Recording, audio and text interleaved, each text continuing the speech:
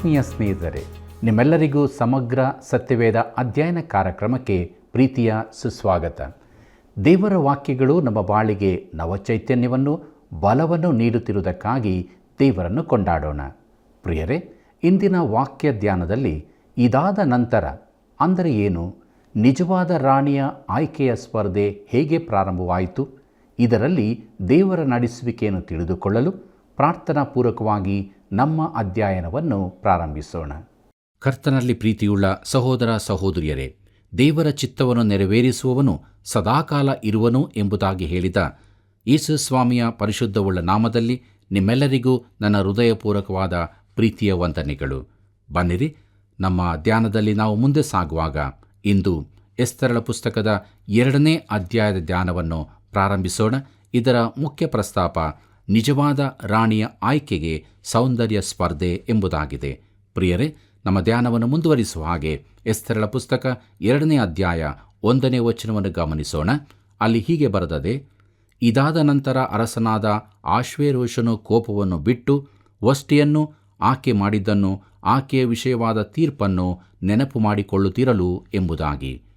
ಪ್ರೀತಿಯುಳ್ಳ ದೇವಜನರೇ, ಇದಾದ ನಂತರ ಯಾವುದು ಆದ ನಂತರ? ಪ್ರಿಯರೇ, 1ನೇ ಅಧ್ಯಾಯದಲ್ಲಿನ ಸಂಗತಿಗಳು ನಡೆದ ಬಳಿಕ ಗ್ರೀಸ್ ದೇಶದ ಮೇಲೆ ದಂಡೆತ್ತಿ ಹೋದಾಗ ಆಶ್ವೇರೋಷನು ದೊಡ್ಡ ಸೋಲನ್ನು ಕಂಡನು.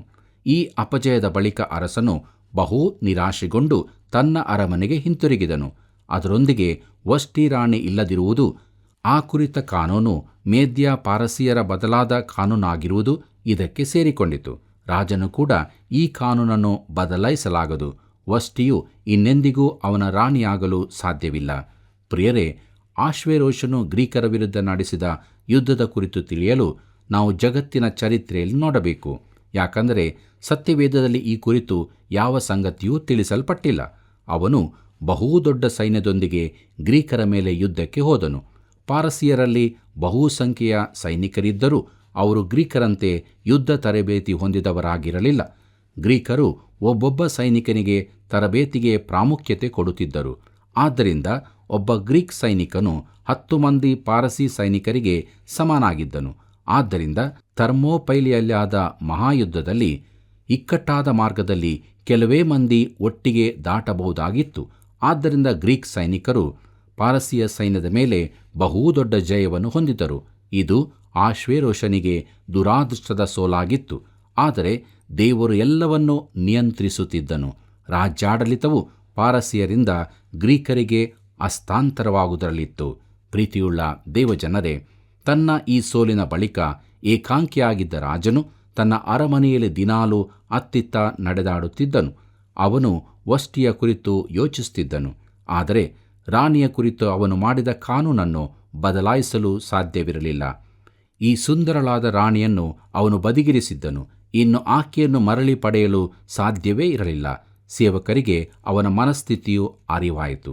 ಅವರು ಅವನನ್ನು ಗಮನಿಸುತ್ತಿದ್ದರು. ಏನನ್ನಾದರೂ ಮಾಡಬೇಕೆಂದು ನೆನೆಸಿದರು. ಬನ್ನಿರಿ, ಮುಂದಕ್ಕೆ ನೋಡೋಣ. ಎಸ್ತರಳ ಪುಸ್ತಕ 2ನೇ ಅಧ್ಯಾಯ 2 ಮತ್ತು 3ನೇ ವಚನದಲ್ಲಿ ಅಲ್ಲಿ ಹೀಗೆ ನೋಡುತ್ತೇವೆ: ಅವನ ಸೇವೆ ಮಾಡುತ್ತಿರುವ ರಾಜ ಪರಿವಾರದವರು ಅವನಿಗೆ ಅರಸನಿಗೋಸ್ಕರ ಸುಂದರಿಯಾದ ಕನ್ಯೆಯರನ್ನು ಹುಡುಕುವುದಕ್ಕೆ ಅಪ್ಪಣೆ ಮಾಡಬೇಕು. ಅರಸನು ತನ್ನ ರಾಜ್ಯದ ಎಲ್ಲ ಸಂಸ್ಥಾನಗಳಿಗೆ ಕಾರಾಬಾರಿಗಳನ್ನು ಕಳುಹಿಸಬೇಕು. ಅವರು ಸುಂದರಿಯರಾದ ಎಲ್ಲ ಕನ್ಯೆಯರನ್ನು ಶೂಷಾನ್ ಕೋಟೆಯ ಅಂತಃಪುರದಲ್ಲಿ ಕೂಡಿಸಿ ಅಂತಃಪುರದ ಪಾಲಕನು ರಾಜ್ಯ ಕಂಚಿಕೆಯೂ ಆದ ಹೇಗೆಯ ಕೈಗೆ ಕೊಡಲಿ ಎಂಬುದಾಗಿ. ಪ್ರೀತಿಯುಳ್ಳ ದೇವಜನರೇ, ಅರಸನ ಪರಿವಾರದ ಉನ್ನತ ಸ್ಥಾನದಲ್ಲಿದ್ದವರು ಅರಸನ ಒಂಟಿತನವನ್ನು, ನಿರಾಶೆಯ ಸ್ಥಿತಿಯನ್ನು ಗಮನಿಸಿದರು. ಅವರು ಒಂದು ಸಲಹೆ ನೀಡಿದರು: ಒಂದು ಸೌಂದರ್ಯ ಸ್ಪರ್ಧೆಯನ್ನೇರ್ಪಡಿಸಿ ಸುಂದರವಾದ ಸ್ತ್ರೀಯನ್ನು ಆರಿಸಲು ಇಡೀ ರಾಜ್ಯದಲ್ಲಿ ಹುಡುಕಬೇಕು. ಎಲ್ಲ ಸ್ಥಳಗಳಿಂದ ಅವರನ್ನು ಅರಮನೆಗೆ ಕೂಡಿಸಬೇಕು ಎಂದು. ಪ್ರಿಯರೇ, ಈ ಸಂದರ್ಭದಲ್ಲಿ 100 ಸ್ತ್ರೀಯರು ಆರಿಸಲ್ಪಟ್ಟರೆಂದು ನಾನು ನೆನೆಸುತ್ತೇನೆ. ಬನ್ನಿರಿ, ನಮ್ಮ ಧ್ಯಾನದಲ್ಲಿ ಮುಂದುವರಿಯುವ ಹಾಗೆ ಎಸ್ತರಳ ಪುಸ್ತಕ 2ನೇ ಅಧ್ಯಾಯ 4ನೇ ವಚನವನ್ನು ಗಮನಿಸೋಣ. ಅಲ್ಲಿ ಹೀಗೆ ಬರೆದದೆ: ಅರಸನಿಗೆ ಇಷ್ಟಲಾಗಿ ಕಾಣುವ ಕನ್ಯೆಯು ವಷ್ಟಿಗೆ ಬದಲಾಗಿ ರಾಣಿಯಾಗಲಿ ಎಂದು ಹೇಳಿದರು. ಅರಸನು ಈ ಅಭಿಪ್ರಾಯಕ್ಕೆ ಸಮ್ಮತಿಸಿ ಅದರಂತೆಯೇ ಮಾಡಿದನು ಎಂಬುದಾಗಿ. ಪ್ರಿಯರೇ, ಈ ಸೌಂದರ್ಯ ಸ್ಪರ್ಧೆಯಲ್ಲಿ ಅರಸನು ಮಾತ್ರವೇ ಏಕಾಂಗಿ ತೀರ್ಪುಗಾರನಾಗಿರತಕ್ಕದ್ದು. ಬನ್ನಿರಿ, ಮುಂದಕ್ಕೆ ನೋಡೋಣ. ಎಸ್ತೇರಳ ಪುಸ್ತಕ 2ನೇ ಅಧ್ಯಾಯ 5ನೇ ವಚನದಲ್ಲಿ ಅಲ್ಲಿ ಹೀಗೆ ನೋಡುತ್ತೇವೆ. ಶೂಷಾನ್ ಕೋಟೆಯಲ್ಲಿ ಮೊರ್ದೆಕೈ ಎಂಬೊಬ್ಬ ಯಹೂದಿ ಮನುಷ್ಯನು ವಾಸಿಸುತ್ತಿದ್ದನು. ಇವನು ಬೆನ್ಯಾಮೀನ್ ಕುಲದ ಕೀಷನ ಮರಿಮಗನು, ಸಿಮ್ಗಿಯ ಮೊಮ್ಮಗನು, ಯಾಯಿರನ ಮಗನೂ ಆಗಿದ್ದನು ಎಂಬುದಾಗಿ. ಪ್ರೀತಿಯುಳ್ಳ ಸಹೋದರ ಸಹೋದರಿಯರೇ, ಎಸ್ತೇರಳ ಪುಸ್ತಕದಲ್ಲಿನ ಈವರೆಗಿನ ಕಥೆಯು ಆವರಣದ ಅಲಂಕಾರದಂತೆ ಇತ್ತು. ಆಗಿನ ಅನ್ಯ ಅರಸರ ಆಸ್ಥಾನದ ವಿವರಣೆ ಕೊಡಲ್ಪಟ್ಟಿತ್ತು. ಒಂದು ನಿರ್ದಿಷ್ಟ ಉದ್ದೇಶದೆಡೆಗೆ ನಡೆಸಲ್ಪಡುತ್ತಿರುವ ಕೆಲವು ಘಟನೆಗಳ ವಿವರ ದೊರಕಿತು. ಪ್ರಿಯರೇ, ಅರಮನೆಯಲ್ಲಿ ದೇವರ ಹಸ್ತವು ಚಲಿಸುವುದನ್ನು ನಾವು ನೋಡಲು ತೊಡಗುತ್ತೇವೆ. ಪ್ರಿಯರೇ, ಈ ಸಮಯದವರೆಗೆ ಅರಮನೆಯಲ್ಲಿ ಯಾವ ಆತ್ಮಿಕ ಸಂಗತಿಗಳೂ ನಡೆಯುವುದಿಲ್ಲ. ಅದು ಎಷ್ಟು ಸಾಧ್ಯವೋ ಅಷ್ಟು ದೇವರನ್ನು ಬಿಟ್ಟ ಸ್ಥಿತಿಯಲ್ಲಿತ್ತು. ಕುಡಿಕತನದ ಔತಣಕೂಟಗಳೂ ನಡೆಯುತ್ತಿದ್ದವು. ಆದರೆ ಈಗ ದೇವರು ಎಲ್ಲವನ್ನೂ ನಿಯಂತ್ರಿಸತೊಡಗುತ್ತಾನೆ. ಆತನ ಕಾರ್ಯಾಚರಣೆಯನ್ನು ನಾವು ನೋಡಲಿದ್ದೇವೆ. ಪ್ರೀತಿಯುಳ್ಳ ದೇವಜನರೇ, ತನ್ನ ಜನರಾದ ಯಹೂದ್ಯರಿಗೋಸ್ಕರ ತಕ್ಕ ಸಮಯದಲ್ಲಿ ಮಧ್ಯಸ್ಥಿಕೆ ವಹಿಸುವವರನ್ನು ತಕ್ಕ ಸಮಯದಲ್ಲಿ ಆತನು ನೇಮಿಸುತ್ತಾನೆ.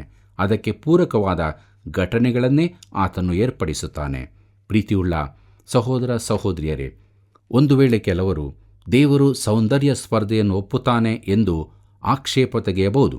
ಹಾಗಿಲ್ಲವೆಂದು ನಾನು ಭಾವಿಸುತ್ತೇನೆ.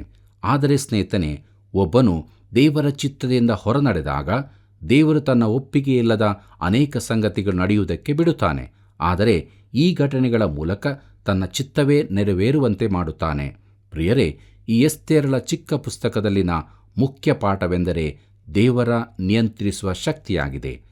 ಈ ದಿನಗಳಲ್ಲಿ ಅನೇಕರು ದೇವರ ಚಿತ್ತದಿಂದ ಹೊರಗೆ ಜೀವಿಸುತ್ತಿದ್ದಾರೆ. ಅವರು ದೇವರ ಚಿತ್ತದಂತೆ ನಿಯಂತ್ರಿಸಲ್ಪಡುತ್ತಿಲ್ಲ. ಅವರು ದೇವರ ಚಿತ್ತದ ಒಳಗೂ ಇರುವುದಿಲ್ಲ. ಆದರೂ ದೇವರು ತನ್ನ ಅನುಗ್ರಹದಿಂದ ಅವರನ್ನು ನಡೆಸುತ್ತಾನೆ. ಎಸ್ತೇರಳು ಇದಕ್ಕೊಂದು ಉದಾಹರಣೆಯಾಗಿದ್ದಾಳೆ. ಪ್ರೀತಿಯುಳ್ಳ ದೇವಜನರೇ, ಮೊರ್ದೆಕೈ ಎಂಬ ಯಹೂದಿ ಮನುಷ್ಯನು ಎಂಬುದರೊಂದಿಗೆ ನಮ್ಮ ಕಥೆಯು ಪ್ರಾರಂಭವಾಗುತ್ತದೆ. ಅವನು ಬೆನ್ಯಾಮೀನ್ ಕುಲದವನು. ಅವನು ಇಲ್ಲೇನು ಮಾಡುತ್ತಿದ್ದಾನೆ ಎಂಬ ಪ್ರಶ್ನೆ ಕೂಡಲೇ ಏಳುತ್ತದೆ. ಅವನು ಇಸ್ರಾಯೇಲರಲ್ಲಿನ ರಾಜಕುಟುಂಬಕ್ಕೆ ಸೇರಿದವನು, ಸೌಲನ ವಂಶದವನು. ಬನ್ನಿರಿ, ಮುಂದಕ್ಕೆ ನಾವು ನೋಡೋಣ. ಎಸ್ತೇರಳ ಪುಸ್ತಕ 2ನೇ ಅಧ್ಯಾಯ 6ನೇ ವಚನದಲ್ಲಿ ಅಲ್ಲಿ ಹೀಗೆ ಬರೆದದೆ. ಬಾಬೇಲಿನ ಅರಸನಾದ ನೆಬುಕದ್ನೆಚ್ಚರನಿಂದ ಯೆಹೂದ ರಾಜನಾದ ಯೆಹೋಯಾಕೀನನೊಡನೆ ಸೆರೆ ಒಯ್ಯಲ್ಪಟ್ಟವರಲ್ಲಿ ಇವನೊಬ್ಬನು ಎಂಬುದಾಗಿ. ಪ್ರೀತಿಯುಳ್ಳ ದೇವಜನರೇ, ದೇವರು ಯೆಶಾಯನ ಮೂಲಕ ಪ್ರವಾದನೆ ನುಡಿದಂತೆ ತನ್ನ ಜನರು ಸ್ವದೇಶಕ್ಕೆ ಹಿಂತಿರುಗುವಂತೆ ಮಾಡಿದನು. ಕೋರೇಷನು ಅವರ ಹಿಂತಿರುವಿಕೆಗೆ ರಾಜಾಜ್ಞೆ ಹೊರಡಿಸಿದನು. ದೇವರ ಚಿತ್ತದಂತೆ ಇದ್ದವರು ಪ್ಯಾಲೆಸ್ತೇನಿಗೆ ಹಿಂತಿರುಗಿದ್ದರು. ಆದರೆ ಸ್ವಲ್ಪ ಮಂದಿ ಮಾತ್ರ ಸ್ವದೇಶಕ್ಕೆ ಹಿಂತಿರುಗಿದರು. ಆದರೆ ಹೆಚ್ಚಿನವರು ತಾವು ಸೆರೆಯಾಗಿದ್ದ ದೇಶದಲ್ಲಿ ತಮಗೆ ಸ್ಥಳ ಮಾಡಿಕೊಂಡು ಅಲ್ಲಿನವರೊಂದಿಗೆ ವ್ಯಾಪಾರ ಕಲೆಯನ್ನು ಕಲಿತು ಅಲ್ಲೇ ಉಳುಕೊಳ್ಳಲು ತೀರ್ಮಾನಿಸಿದರು. ಅವರಿಗೆ ಅದೇ ಇಷ್ಟವಾಯಿತು. ಸಮಯ ಬಂದಾಗ ಅವರು ಸ್ವದೇಶಕ್ಕೆ ಹಿಂತಿರುಗಲು ಇಚ್ಛಿಸಲಿಲ್ಲ. ಅನೇಕರು ದೇವರ ಚಿತ್ತಕ್ಕೆ ವಿರುದ್ಧವಾಗಿ ಅಲ್ಲೇ ಉಳಿಯಲು ತೀರ್ಮಾನಿಸಿದರು. ಪ್ರಿಯರೇ, ಈ ಮೊರ್ದೆಕೈಯು ಅಂಥವರಲ್ಲೊಬ್ಬನಾಗಿದ್ದನು. ಅವನು ಸ್ವದೇಶಕ್ಕೆ ಹಿಂತಿರುಗಬಹುದಿತ್ತು. ಆದರೆ ಅಲ್ಲಿಯೇ, ಅದರಲ್ಲೂ ಅರಮನೆಯಲ್ಲೇ ಉಳಿದುಕೊಳ್ಳಲು ನಿರ್ಧರಿಸಿದನು. ಅವನಿಗೆ ರಾಜಕೀಯ ಉದ್ಯೋಗವಿತ್ತು. ಪ್ರೀತಿಯುಳ್ಳ ಸಹೋದರ ಸಹೋದರಿಯರೇ, ಯೋಸೇಫನು ಕೂಡ ಐಗುಪ್ತದಲ್ಲಿ ರಾಜಕೀಯ ಉದ್ಯೋಗದಲ್ಲೇ ಇದ್ದನು. ಆದರೆ ಅವನು ದೇವರ ಚಿತ್ತಕ್ಕೆ ಒಳಪಟ್ಟು ಅಲ್ಲಿದ್ದನು. ಬ್ಯಾಬಿಲೋನಿನ ಆಸ್ಥಾನದಲ್ಲಿದ್ದ ದಾನಿಯೇಲನು ಕೂಡ ದೇವರ ಚಿತ್ತಕ್ಕೆ ಒಳಪಟ್ಟಿದ್ದನು. ಆದರೆ ಇಲ್ಲಿ ಮೊರ್ದೆಕೈಯು ದೇವರ ಚಿತ್ತದೊಳಕ್ಕೆ ನೇರವಾಗಿ ಇರಲಿಲ್ಲ. ಎಸ್ತೇರಳ ಪುಸ್ತಕವು ದೇವರ ನಡೆಸುವಿಕೆಯ ಕುರಿತದ್ದಾಗಿದೆ. ಈ ನಡೆಸುವಿಕೆ ಎಂದರೆ ದೇವರು ಒಬ್ಬನನ್ನು ಹೇಗೆ ತರಬೇತುಗೊಳಿಸುತ್ತಾನೆ ಎಂಬುದೇ ಆಗಿದೆ. ಪ್ರಿಯರೇ, ಮೊರ್ದೆಕೈಯು ದೇವರ ಚಿತ್ತಕ್ಕೆ ವಿರುದ್ಧವಾಗಿ ಇದ್ದವನಾದರೂ ಅವನು ಕರೆತರಲ್ಪಡುತ್ತಾನೆ. ಅವನು ಸಹಾಯಕ್ಕಾಗಿ ದೇವರ ಕಡೆಗೆ ನೋಡುತ್ತಿರಲಿಲ್ಲ. ಅವನ ಜನರು ದೇವರ ಕಡೆಗೆ ತಿರುಗಬಹುದೆಂದು ನಾವು ನಿರೀಕ್ಷಿಸುವಾಗಲೂ ಹಾಗಾಗಲಿಲ್ಲ. ಪ್ರಿಯರೇ, ಈ ಜನರು ದೇವರ ಚಿತ್ತದಿಂದ ಹೊರಗಿರುವುದರಿಂದ ಈ ಪುಸ್ತಕದಲ್ಲಿ ದೇವರ ಕುರಿತಾಗಲಿ ಪ್ರಾರ್ಥನೆಯ ಕುರಿತಾಗಲಿ ಹೇಳಲ್ಪಟ್ಟಿಲ್ಲ. ಕರ್ತನಲ್ಲಿ ಪ್ರೀತಿಯುಳ್ಳ ದೇವಜನರೇ, ಮೊರ್ದೆಕೈ ಹಾಗೂ ಎಸ್ತೇರಳ ಪ್ರಾರಂಭದ ಚರಿತ್ರೆ ಅಷ್ಟೇನೂ ವಿಶೇಷವಾದದ್ದಾಗಿರುವುದಿಲ್ಲ. ಆದರೆ ನಾವು ಮುಂದಕ್ಕೆ ನೋಡುವಂತೆ ಅವರು ಬಹು ಮೇಲ್ಮಟ್ಟದ ವ್ಯಕ್ತಿಗಳಾಗಿ ಕಾಣುತ್ತಾರೆ. ಮೊರ್ದೆಕೈ ಬಹು ಚಿಕ್ಕ ಪ್ರಾಯದಲ್ಲೇ ಸೆರೆಯಾಗಿ ಬಂದಿರಬಹುದು. ಇದು ಯೆರೂಸಲೇಮಿನಿಂದ ಬಂದ ಸೆರೆಯಾಳುಗಳ ಎರಡನೇ ಗುಂಪಿನಲ್ಲಿ ಯೆಹೂದ್ಯರ ರಾಜನಾದ ಯೆಹೋಯಾಕೀನನ ಕಾಲದಲ್ಲಿ ಮೊದಲ ತಂಡದಲ್ಲಿ ಸೆರೆಯಾಗಿ ತರಲ್ಪಟ್ಟವರಲ್ಲಿ ಪ್ರಧಾನರು, ಅಧಿಕಾರಿ ವರ್ಗವೂ ಮೇಲ್ವರ್ಗದ ಜನರೂ ಇದ್ದರು. ದಾನಿಯೇಲನು ಅವರಲ್ಲೊಬ್ಬನಾಗಿದ್ದನು. ಎರಡನೇ ಗುಂಪಿನಲ್ಲಿ ಮಧ್ಯಮ ವರ್ಗದ ಜನರಿದ್ದರು. ಮೊರ್ದೆಕೈಯು ಈ ಗುಂಪಿನಲ್ಲಿದ್ದನು. ಪ್ರೀತಿಯುಳ್ಳ ಸಹೋದರ ಸಹೋದರಿಯರೇ, ಯೆರೂಸಲೇಮ್ ಪೂರ್ಣವಾಗಿ ನಾಶ ಮಾಡಲ್ಪಟ್ಟಾಗ ಮೂರನೇ ಸೆರೆಯಾಳುಗಳ ತಂಡ ಬಂದ ಬಳಿಕ ಯೆರೂಸಲೇಮಿನಲ್ಲಿ ಬಹು ಬಡವರೇ ಉಳಿದುಕೊಂಡರು. ನೆಬೂಕದ್ನೆಚ್ಚರನು ಪಟ್ಟಣವನ್ನು ವಶಪಡಿಸಿಕೊಂಡಾಗ ಕೊಲ್ಲಲ್ಪಟ್ಟ ಅನೇಕರಲ್ಲಿ ಮೊರ್ದೆಕೈಯ ಸಂಬಂಧಿ ಸಹೋದರನು ಸತ್ತಿರಬಹುದು. ಬನ್ನಿರಿ, ಮುಂದಕ್ಕೆ ನಾವು ನೋಡೋಣ. ಎಸ್ತೇರಳ ಪುಸ್ತಕ 2ನೇ ಅಧ್ಯಾಯ 7ನೇ ವಚನದಲ್ಲಿ ಅಲ್ಲಿ ಹೀಗೆ ಬರೆದದೆ, ಇವನು ಎಸ್ತೇರಳೆಂಬ ಹೆಸರು ಪಡೆದ ಹದೆಸ್ಸ ಎಂಬ ತನ್ನ ಚಿಕ್ಕಪ್ಪನ ಅನಾಥಳಾದ ಮಗಳನ್ನು ತಂದೆ ತಾಯಿಗಳು ಸತ್ತಂದಿನಿಂದ ಪುತ್ರಿಯನ್ನಾಗಿ ಸ್ವೀಕರಿಸಿ ಸಾಕುತ್ತಿದ್ದನು. ಈಕೆಯು ರೂಪಾವತಿಯೂ ಲಾವಣ್ಯವತಿಯೂ ಆಗಿದ್ದಳು ಎಂಬುದಾಗಿ. ಪ್ರೀತಿಯುಳ್ಳ ದೇವಜನರೇ, ಎಸ್ತೇರಳ ಇಬ್ರಿಯ ಹೆಸರು ಹದೆಸ್ಸ, ಅಂದರೆ ನಕ್ಷತ್ರ ಎಂದರ್ಥವಿತ್ತು. ಸತ್ಯವೇದದ ಪ್ರಕಾರ ಆಕೆ ಸುಂದರ ಸ್ತ್ರೀಯಾಗಿದ್ದು ನಿಜಕ್ಕೂ ನಕ್ಷತ್ರದಂತಿದ್ದಳು. ಮೊರ್ದೆಕೈಯು ಆಕೆಯನ್ನು ಸ್ವಂತ ಮಗಳಾಗಿ ಸ್ವೀಕರಿಸಿ ಸಾಕುತ್ತಿದ್ದನು. ಆಕೆಗಿದ್ದ ಸಂಪತ್ತೆಂದರೆ ಅವಳ ಸೌಂದರ್ಯವೇ. ಆಶ್ವೇರೋಷನಿಗಾಗಿ ಎರಡನೇ ರಾಣಿಯನ್ನು ಹುಡುಕುತ್ತಿದ್ದಾರೆಂಬ ಘೋಷಣೆಯಾದಾಗ ಮೊರ್ದೆಕೈಯು ಇದರಲ್ಲಿ ಆಸಕ್ತಿ ವಹಿಸಿದನು. ರಾಜ್ಯದ ಎಲ್ಲ ಸ್ಥಳಗಳಿಂದ ತರಲ್ಪಟ್ಟ ಸ್ತ್ರೀಯರನ್ನು ನೋಡುವ ಅವಕಾಶ ಅವನಿಗಿತ್ತು. ಅವರೊಂದಿಗೆ ಎಸ್ತೇರಳನ್ನು ಹೋಲಿಸಿದಾಗ ಆಕೆ ಅವರೆಲ್ಲರಿಗಿಂತಲೂ ಸುಂದರಳೆಂದು ಅವನು ಅಭಿಪ್ರಾಯಪಟ್ಟನು. ಬನ್ನಿರಿ, ನಮ್ಮ ಧ್ಯಾನದಲ್ಲಿ ಮುಂದುವರಿಯುವಾಗೆ ಎಸ್ತೇರಳ ಪುಸ್ತಕ 2ನೇ ಅಧ್ಯಾಯ 8 ಮತ್ತು 9ನೇ ವಚನವನ್ನು ಗಮನಿಸೋಣ. ಅಲ್ಲಿ ಹೀಗೆ ಬರೆದದೆ, ಅರಸನ ನಿರ್ಣಯವು ಆಜ್ಞೆಯು ಪ್ರಕಟಿಸಲ್ಪಟ್ಟು ಅನೇಕನೇಕ ಕನ್ಯೆಯರನ್ನು ಕೂಡಿಸಿ ಶೂಷಾನ್ ಕೋಟೆಯಲ್ಲಿ ಹೇಗೈಯ ವಶಕ್ಕೆ ಒಪ್ಪಿಸಿದಾಗ ಎಸ್ತೇರಳು ಅರಮನೆಗೆ ತರಲ್ಪಟ್ಟು ಅಂತಃಪುರ ಪಾಲಕನಾದ ಹೇಗೈಯ ಪರಾಂಬರಿಕೆಯಲ್ಲಿದ್ದಳು ಎಂಬುದಾಗಿ. ಪ್ರೀತಿಯುಳ್ಳ ದೇವಜನರೇ, ಹೇಗೈಯು ಆಕೆಯನ್ನು ಮೆಚ್ಚಿ ತನ್ನ ದಯೆಗೆ ಪಾತ್ರಳಾದ ಆಕೆಗೋಸ್ಕರ ತನ್ನ ಲೇಪನ ದ್ರವ್ಯಗಳನ್ನು ಭೋಜನಾಂಶವನ್ನು ಆರಿಸಿದ 7 ಮಂದಿ ಸೇವಕಿಯರನ್ನು ಅರಮನೆಯಿಂದ ಬೇಗನೆ ಏರ್ಪಡಿಸಿ ಆಕೆಯನ್ನು ಆಕೆಯ ಸೇವಕಿಯರನ್ನು ಅಂತಃಪುರದ ಉತ್ತಮ ಭಾಗದಲ್ಲಿರಿಸಿದ್ದನು. ಈ ಸನ್ನಿವೇಶದಲ್ಲಿ ದೇವರ ಕಾರ್ಯ ನಡೆಯುವುದನ್ನು ಗಮನಿಸಿರಿ. ಮೊರ್ದೆಕೈಯು ಎಸ್ತೇರಳನ್ನು ಈ ಸ್ಪರ್ಧೆಯಲ್ಲಿ ಸೇರಿಕೊಳ್ಳುವಂತೆ ಮಾಡಿದನು. ಅವನು ಈ ಸಂದರ್ಭದಲ್ಲಿ ಹೆಚ್ಚೇನೂ ಗೌರವಪಾತ್ರನಾಗಿ ಕಾಣಲಿಲ್ಲ. ಆದರೆ ಕಥೆಯು ಮುಗಿಯುವ ಮೊದಲು ಈ ಅಭಿಪ್ರಾಯ ಬದಲಾಗುತ್ತದೆ. ಈಗ ಅವನ ಕಾರ್ಯವು ಮೆಚ್ಚುಗೆಯಾದದ್ದಾಗಿರಲಿಲ್ಲ. ಮೊದಲನೇದಾಗಿ ಅವನು ದೇವರಿಗೆ ಅವಿಧೇಯನಾಗುತ್ತಿದ್ದನು. ತನ್ನ ಜನರು ಅನ್ಯರ ಸಂಗಡ ವಿವಾಹ ಸಂಬಂಧ ಮಾಡಬಾರದೆಂದು ದೇವರು ಹೇಳಿದ್ದನು. ಪ್ರಿಯರೇ, ಮುಂದಿನ ರಾಣಿಯಾಗುವ ಸ್ಪರ್ಧೆಗೆ ಎಸ್ತೇರಳನ್ನು ಸೇರಿಸುವ ಮೂಲಕ ಅವನು ಈ ಅಪ್ಪಣೆಯನ್ನು ಮೀರುತ್ತಿದ್ದಾನೆ. ಸ್ಪರ್ಧೆಯಲ್ಲಿ ಗೆಲ್ಲಲಾರದ ಸ್ತ್ರೀಯರು ಅರಸನ ಅಂತಃಪುರಕ್ಕೆ ಸೇರಿಸಲ್ಪಡುತ್ತಾರೆ. ಎಸ್ತೇರಳು ಸೋತರೆ ಆಕೆಯನ್ನು ಅರಸನ ಉಪಪತ್ನಿಯನ್ನಾಗಿ ಮಾಡಲಾಗುತ್ತದೆ. ಆಕೆಯ ಮುಂದಿನ ಜೀವಿತ ಭಯಂಕರ ರೀತಿಯದ್ದಾಗುತ್ತದೆ. ಮೊರ್ದೆಕೈ ಈ ಸಂದರ್ಭಕ್ಕೂ ತಯಾರಾಗಿದ್ದನು. ಪ್ರೀತಿಯುಳ್ಳ ದೇವಜನರೇ, ಆದರೆ ದೇವರು ಈ ಪರಿಸ್ಥಿತಿಯನ್ನು ತನ್ನ ನಿಯಂತ್ರಣಕ್ಕೆ ತೆಗೆದುಕೊಳ್ಳುವುದನ್ನು ನೋಡುತ್ತೇವೆ. ಎಸ್ತೇರಳನ್ನು ಅರಸನ ಅರಮನೆಗೆ ಕರೆತರುತ್ತಾರೆ. ಅಲ್ಲಿನ ಪಾಲಕನಾದ ಹೇಗೈಗೆ ಆಕೆ ಮೆಚ್ಚುಗೆಯವಳಾಗುತ್ತಾಳೆ. ಆತನಿಂದ ಆಕೆಗೆ ದಯೆ ದೊರಕುತ್ತದೆ. ಆಕೆಯ ಸೌಂದರ್ಯವನ್ನು ಇನ್ನೂ ಹೆಚ್ಚಿಸಲು ಬೇಕಾದೆಲ್ಲವನ್ನು ಅವನು ಒದಗಿಸುತ್ತಾನೆ. ಬನ್ನಿರಿ, ಮುಂದಕ್ಕೆ ನಾವು ನೋಡೋಣ. ಎಸ್ತೇರಳ ಪುಸ್ತಕ 2ನೇ ಅಧ್ಯಾಯ 10ನೇ ವಚನದಲ್ಲಿ, ಎಸ್ತೇರಳು ತಾನು ಇಂಥ ಜನಾಂಗದವಳು, ಇಂಥ ಕುಲದವಳು ಎಂಬುದನ್ನು ತೋರ್ಪಡಿಸಿಕೊಳ್ಳಲಿಲ್ಲ. ಮೊರ್ದೆಕೈಯು ಹೀಗೆ ಅಪ್ಪಣೆ ಕೊಟ್ಟಿದ್ದನು ಎಂಬುದಾಗಿ. ಕರ್ತನಲ್ಲಿ ಪ್ರೀತಿಯುಳ್ಳ ದೇವಜನರೇ, ಯೆಹೂದ್ಯರು ಸೆರೆಯವರಾಗಿದ್ದರು ಮತ್ತು ಯೆಹೂದಿಗಳ ಮೇಲಣ ವೈರವು ಜಗತ್ತಿನ ಹೆಚ್ಚಿನ ದೇಶಗಳಲ್ಲಿತ್ತು ಎಂಬುದನ್ನು ಗಮನಿಸಿರಿ. ಪ್ರಿಯರೇ, ಈ ರಾಜ್ಯದಲ್ಲೂ ಅದೇ ಪರಿಸ್ಥಿತಿ ಇತ್ತು. ನೆಬೂಕದ್ನೆಚ್ಚರನಲ್ಲಿ ಯೆಹೂದ್ಯರ ಕಡೆಗಿನ ದ್ವೇಷ ತುಂಬಿದ್ದರಿಂದಲೇ ಅವನು ಯೆರೂಸಲೇಮನ್ನು ನಾಶಪಡಿಸಿದನು. ಅವರನ್ನು ಅವನೇ ಬ್ಯಾಬಿಲೋನಿಗೆ ಸೆರೆಯಾಗಿ ತಂದವನು. ಆದರೆ ಈಗ ಅವನು ಚಿತ್ರದಲ್ಲಿಲ್ಲ. ಅವರ ಮೇಲೆ ಹೊಸ ಜನಾಂಗವೊಂದು ಆಡಳಿತ ನಡೆಸುತ್ತದೆ. ಆದರೂ ಯೆಹೂದ್ಯರ ಮೇಲಣ ವೈರತ್ವವು ಮುಂದುವರಿದಿತ್ತು. ಈ ಕುರಿತು ಚೆನ್ನಾಗಿ ತಿಳಿದಿದ್ದ ಮೊರ್ದೆಕೈಯು ಎಸ್ತೇರಳಿಗೆ ಆಕೆಯ ಜನಾಂಗದ ಹಿನ್ನೆಲೆಯನ್ನು ತಿಳಿಸಿದಂತೆ ಎಚ್ಚರಿಸಿದ್ದನು. ಇದು ಆಕೆ ತನ್ನ ಧರ್ಮವನ್ನು ಅಡಗಿಸಿಡುವ ಹಾಗೆ ಮಾಡಿತು. ತಮ್ಮ ಹಿನ್ನೆಲೆಯನ್ನು ಮೊರ್ದೆಕೈ ಎಸ್ತೇರಳು ಅಡಗಿಸಿಟ್ಟಾಗ ಅವರು ತಮ್ಮ ಧರ್ಮವನ್ನು ಮರೆಮಾಚಿದಂತಾಯಿತು. ಸೆರೆಯಾಗಿದ್ದ ದೇಶದಲ್ಲೇ ಉಳುಕೊಳ್ಳುವವರಿಂದಲೇ ಅವರು ದೇವರ ಚಿತ್ತವನ್ನು ಮೀರಿದಂತಾಗಿತ್ತು. ಈ ದಿನಗಳಲ್ಲಿ ದೇವರ ಚಿತ್ತದಿಂದ ಹೊರಗಿರುವವರಲ್ಲಿ ಕ್ರಿಸ್ತನ ಮೇಲಿನ ನಂಬಿಕೆ ಸ್ವಲ್ಪವೂ ಇರುವುದಿಲ್ಲ. ಬನ್ನಿರಿ, ನಮ್ಮ ಧ್ಯಾನದಲ್ಲಿ ಮುಂದುವರಿಯುವ ಹಾಗೆ ಎಸ್ತೇರಳ ಪುಸ್ತಕ 2ನೇ ಅಧ್ಯಾಯ 11ನೇ ವಚನವನ್ನು ಗಮನಿಸೋಣ. ಅಲ್ಲಿ ಹೀಗೆ ನೋಡುತ್ತೇವೆ: ಅವನು ಆಕೆಯ ಈಗಿನ ಸ್ಥಿತಿಯನ್ನು, ಮುಂದಿನ ಗತಿಯನ್ನು ವಿಚಾರಿಸುವುದಕ್ಕಾಗಿ ಪ್ರತಿದಿನವೂ ಅಂತಃಪುರದ ಪ್ರಾಕಾರದ ಮುಂದೆ ತಿರುಗಾಡುತ್ತಿದ್ದನು ಎಂಬುದಾಗಿ. ಕರ್ತನಲ್ಲಿ ಪ್ರೀತಿಯುಳ್ಳ ದೇವಜನರೇ, ನಾವು ದೇವರ ಚಿತ್ತದೊಳಗೆ ಇರುವಾಗ ಎಲ್ಲವನ್ನು ದೇವರು ತಮ್ಮ ಹಿತಕ್ಕಾಗಿ ಮಾಡುವನೆಂಬ ಭರವಸೆ ನಮಗಿರುತ್ತದೆ.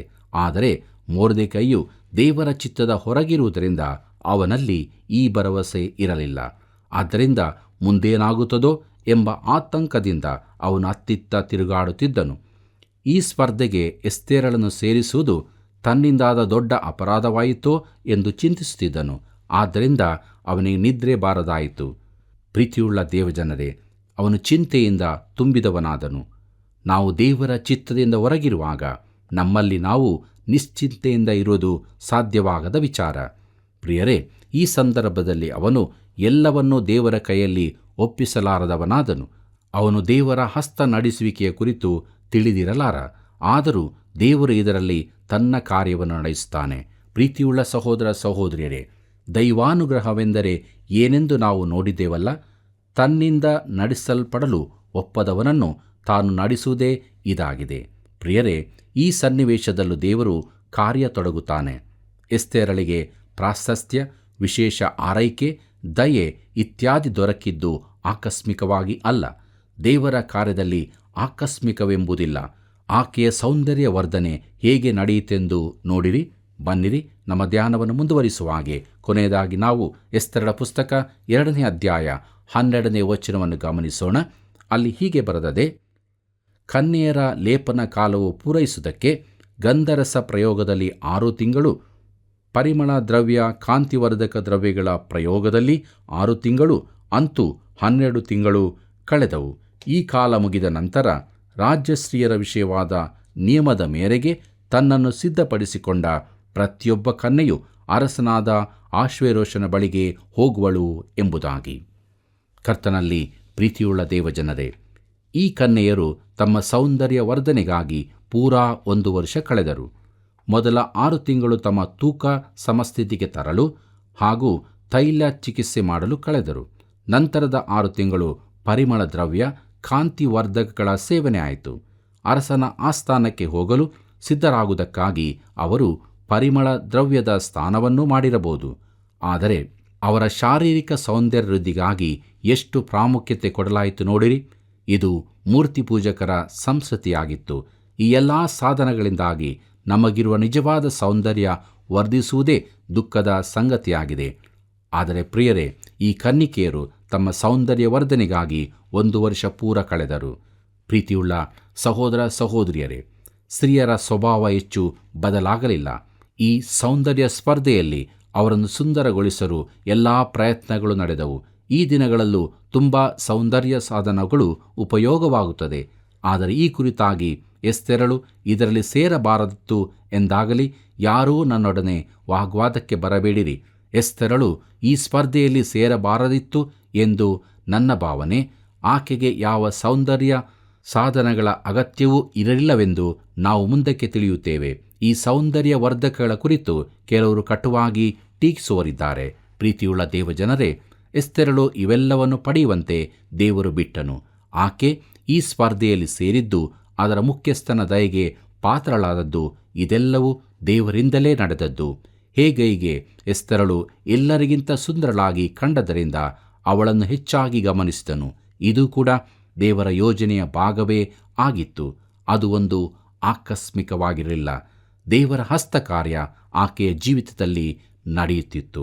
ಪ್ರೀತಿಯುಳ್ಳ ದೇವಜನರೇ, ದೇವರ ವಾಕ್ಯವನ್ನು ಆಲಿಸುತ್ತಿರುವಂಥ ನಾವು ಆಕಸ್ಮಿಕವಾಗಿ ಕೂಡಿ ಬಂದಿರಲಿಲ್ಲ. ಇದು ದೇವರ ಚಿತ್ತವೇ ಆಗಿದೆ. ಇವತ್ತು ಆತನು ನಮಗೆ ತಿಳಿಸಿದಂಥ ಸತ್ಯಗಳನ್ನು ನಮ್ಮದಾಗಿ ಮಾಡಿಕೊಂಡು ನಮ್ಮ ಜೀವಿತವನ್ನು ಆತನ ಚಿತ್ತಕ್ಕೆ ವಿಧೇಯರಾಗಿ ಜೀವಿಸುವುದಕ್ಕೆ ಆತ್ಮನ ಬಲವನ್ನು ಬೇಡಿಕೊಳ್ಳೋಣ. ದೇವರಾತ್ಮನಿಂದ ತುಂಬಿಸಲ್ಪಟ್ಟವರಾಗಿ, ದೇವರ ವಾಕ್ಯ ಭರಿತರಾಗಿ, ದೇವರ ಚಿತ್ತವನ್ನೇ ನಮ್ಮ ಜೀವಿತದಲ್ಲಿ ನಾವು ಮಾಡೋಣ. ಹೀಗಾಗುವಂತೆ ದೇವರು ತಾನೇ ನಮಗೆ ಸಹಾಯ ಮಾಡಲಿ. ಆತನ ಕೃಪೆಯು ಸದಾ ನಿಮ್ಮ ಸಂಗಡ ಇರಲಿ. ಪ್ರಿಯರೇ, ಇಂದಿನ ಸತ್ಯವೇದ ಅಧ್ಯಯನವು ನಿಮ್ಮನ್ನು ಆತ್ಮೀಯವಾಗಿ ಬಲಪಡಿಸಿದೆ ಅಲ್ಲವೇ? ಅರಸನ ಕೋಪವು ಕಡಿಮೆಯಾದರೂ ಕೂಡ ವಷ್ಟಿ ರಾಣಿಯ ವಿರೋಧವಾಗಿ ಮಾಡಿದ ತೀರ್ಪನ್ನು ಬದಲಾಯಿಸಲು ಆಗಲಿಲ್ಲ. ಅರಸನ ಒಂಟಿತನ, ನಿರಾಶೆಯನ್ನು ಹೋಗಲಾಡಿಸಲು ಸೌಂದರ್ಯ ಸ್ಪರ್ಧೆ ಏರ್ಪಟ್ಟಾಗ ಎಸ್ತೇರಳು ರಾಜಪಟ್ಟಕ್ಕೆ ಬರುವ ಮಾರ್ಗ ದೇವರಿಂದ ಸಿದ್ಧವಾಯಿತು. ದೇವರ ಯೋಜನೆಯ ಭಾಗವು ಮುಂದುವರಿದುದನ್ನು ತಿಳಿದ ನಾವು ನಮ್ಮ ಜೀವಿತದಲ್ಲಿ ದೇವರ ಕಾರ್ಯಗಳಿಗೆ ನಮ್ಮನ್ನು ಒಪ್ಪಿಸಿಕೊಟ್ಟು ಆತನನ್ನು ಮಹಿಮೆಪಡಿಸೋಣ. ಬನ್ನಿರಿ, ಪ್ರಾರ್ಥನೆ ಮಾಡಿಕೊಳ್ಳೋಣ. ಪ್ರೀತಿ ಸ್ವರೂಪನಾದ ದೇವರೇ, ಈ ಕೃಪಾ ಸಮಯದಲ್ಲೇ ನಿನ್ನ ವಾಕ್ಯದ ಮೂಲಕ ನಮ್ಮ ಸಂಗಡ ನೀನು ಮಾತನಾಡಿದ್ದಿ. ಸತ್ಯವನ್ನು ಅರಿತುಕೊಳ್ಳುವುದಕ್ಕೆ ಕೃಪೆ ಕೊಟ್ಟಿದ್ದಿ.